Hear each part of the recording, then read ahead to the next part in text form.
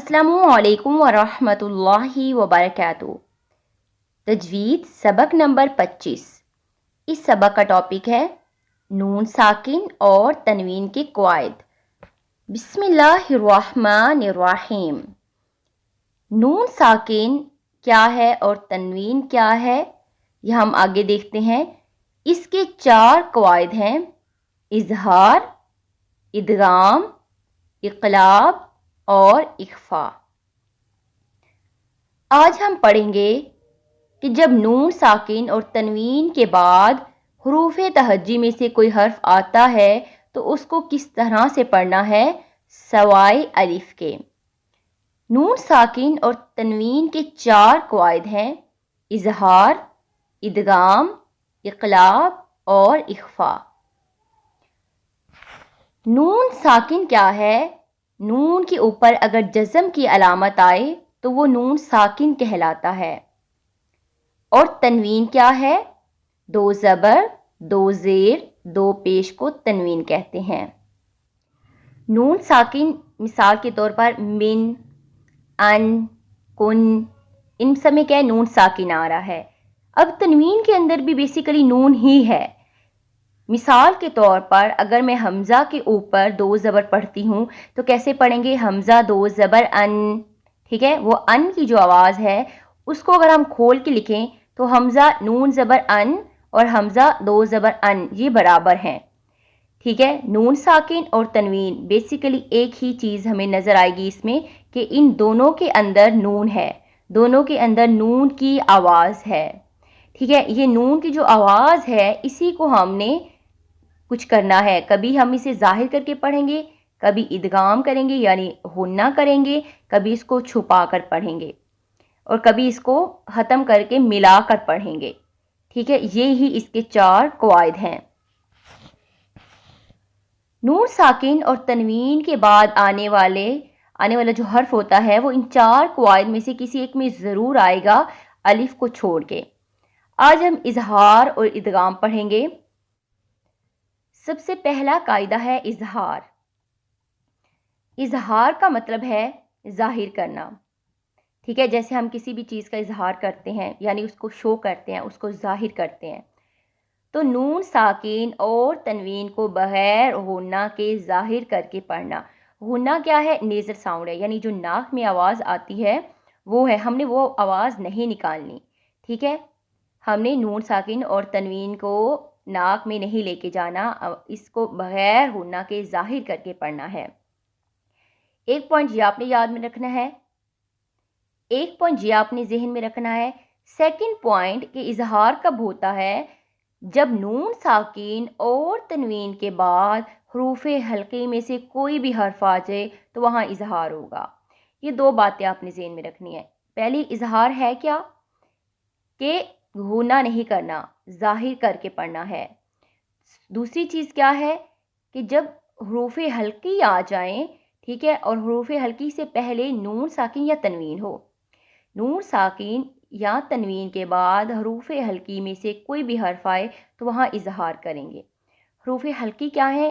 6 ہیں: حمزہ ہا، عین ہا، غین خا، یعنی نون کی آواز واضح نکلے گی۔ ہم نون کے مخرج پر جائیں گے، مطلب وہاں کوئی غنہ نہیں ہوگا، نہ ادغام ہوگا، ٹھیک ہے؟ غنہ جو ہوتا ہے وہ بیسیکلی ادغام کے اندر آتا ہے۔ یہاں ہم نے کیا کرنا ہے؟ ظاہر کر کے پڑھنا ہے۔ جب نون ساکن اور تنوین کے بعد حروف حلقی میں سے کوئی بھی حرف آ جاتا ہے تو وہاں پر نون کی آواز واضح نکلے گی، ظاہر کر کے پڑھیں گے۔ مثال کے طور پر انعمت، ٹھیک ہے؟ اب ان، اس کو ان ہی پڑھنا ہے، اس کو ان یا اس طرح سے نہیں پڑھیں گے۔ یہاں نون کے اوپر جزم ہے اور اس کے بعد عین جو ہے وہ حروف حلقی میں سے ایک حرف ہے، تو یہاں پر غنہ نہیں کریں گے، نہ ہی حرف کو لمبا کر کے پڑھا جائے گا، بلکہ نون کی آواز واضح نکلے گی اور اس کے مخرج پر جائیں گے، یعنی زبان کی نوک مسوڑوں پر لگے گی، جو نون کا مخرج ہے اس کے اوپر جا کے زبان لگے گی۔ انعمت، ٹھیک ہے؟ اس کو ان نہیں کریں گے اور نہ ہی اس طرح سے کریں گے۔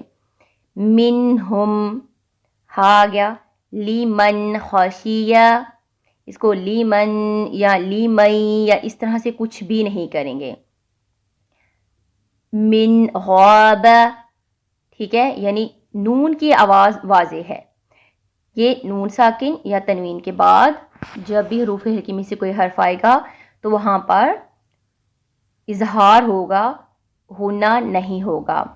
نون کی آواز واضح نکلے گی اور جو ہے نوک ہے اس کی وہ اور اس کے مخرج پر جائیں گے، اور یعنی زبان کی نوک مسوڑوں پر لگے گی. ٹھیک ہے، اب تنوین پہ بھی دیکھ لیتے ہیں. علیمن حکیم، اب وہاں پہ ہم نے نون ساکن دیکھا، یہاں پر تنوین آ رہی ہے. علیمن حکیم، اب اس کو علیمن اس طرح نہیں کریں گے، نہ ہی علیم یہ بھی نہیں کریں گے، نہ اخفا کریں گے نہ ادغام کریں گے، اور اقلاب تو الگ چیز ہے ٹوٹلی. علیمن حکیم، ٹھیک ہے. سمیع علیم، سواء علیہم، ٹھیک ہے. پھر عین آ گیا. یہاں حروف پر تنوین یعنی 2 زبر 2 زیر اور 2 پیش ہے، اور اس کے بعد حروف حلقی میں سے کوئی حرف آ رہا ہے تو یہاں غنہ نہیں ہوگا بلکہ اظہار ہوگا، یعنی تنوین والے حرف کو بغیر غنہ کے پڑھیں گے. ٹھیک ہے، جیسے من ہے، سمیعن ہے، سواءن ہے. سیکنڈ ہے ادغام. ادغام کا مطلب ہے 2 حروف کو ملا کر ایک کر دینا، پہلے حرف کو دوسرے حرف کے ساتھ مکس کر دینا. جب نون ساکن اور تنوین کے بعد حروف یرملون، ٹھیک ہے، اظہار میں ہم نے پڑھا تھا جب نون ساکن اور تنوین کے بعد کیا آ جائے، حروف حلقی آ جائیں.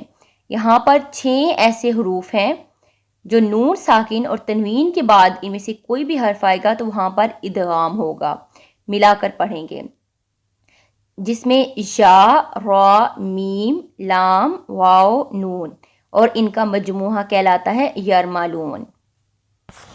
یہ ادغام لام اور را میں بغیر غنہ کے ہوگا. ٹھیک ہے، یہاں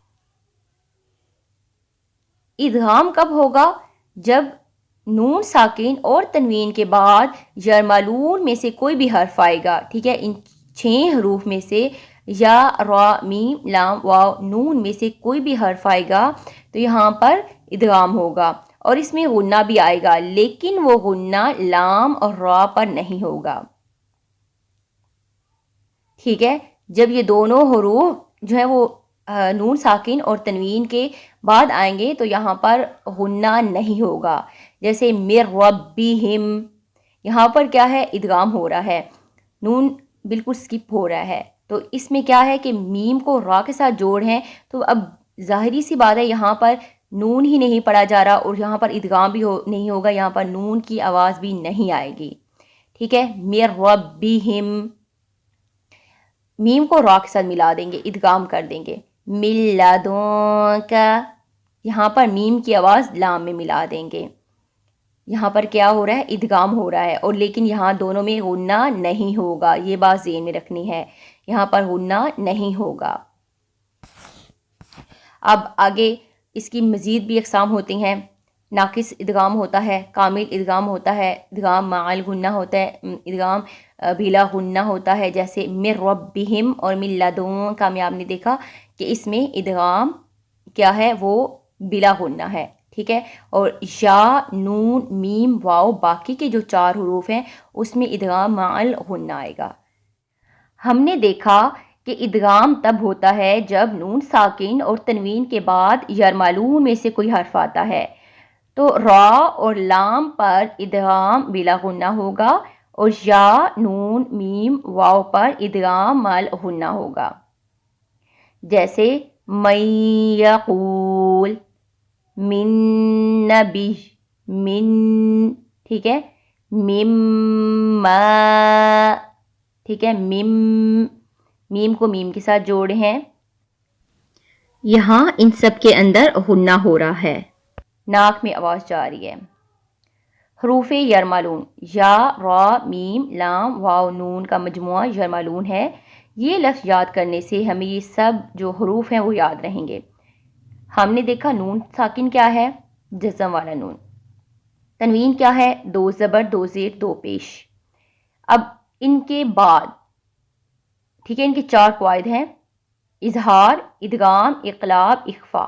آج ہم نے 2 پڑھے ہیں: اظہار، ظاہر کر کے پڑھنا، جب نون ساکن یا تنوین کے بعد حروف ہلکی میں سے کوئی حرف آتا ہے تو وہاں پر جو نون کی آواز ہے اس کو واضح پڑھتے ہیں، ظاہر کر کے پڑھتے ہیں۔